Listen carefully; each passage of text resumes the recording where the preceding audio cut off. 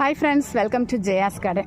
Evening வந்து இந்த drum 3 ஃபெயிலியர்னு சொன்னால மரம், அந்த மரத்தினுடைய மண்ணெல்லாம் கீழே தட்டிச்சு மண்கலவையை போடலாம், அப்படியே ஒரு சாயில் மிக்ஸ் எப்படி வந்து பெஸ்ட்டு சாயில் மிக்ஸ் ரெடி பண்ணலான்னு உங்ககிட்ட காமிக்கலான்னு சொல்லி அந்த பழைய மண்கலவையை தட்டினேன். பார்த்தா களி மாதிரி இருக்குங்க.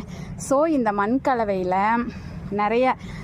நிறைய பூச்சிகள் அது இதுன்னு வந்து அந்த செடி அடியாகி, அதுவும் நான் வந்து இந்த மாதிரி அந்த பழைய மண்ணை நர்சரி மண்ணை எடுக்காமல் வச்சு இப்படி பல பிரச்சனைகள். இது பார்த்தீங்கன்னா கொஞ்சம் நல்லா இல்லை, ஈரமாக இருக்குது. இப்படியே மண்கலவை போட்டோன்னா நல்லா இருக்காது.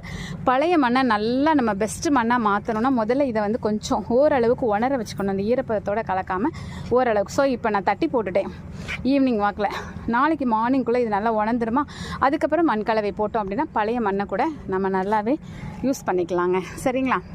நீங்களும் அதே மாதிரி பண்ணுங்கள். இந்த மாதிரி இறுக்கமான மண்ணாக இருக்கிற மாதிரி தெரிஞ்சிச்சு அப்படின்னா அதை வந்து நம்ம காய வச்சுட்டு அதுக்கப்புறம் யூஸ் பண்ணணும். ஏன்னா நம்ம வீட்டு மண் வந்து இறுக்கமாக இருக்காது, ஏன்னா நம்ம நல்லா சாயில் மிக்ஸ் போடுறதுனால.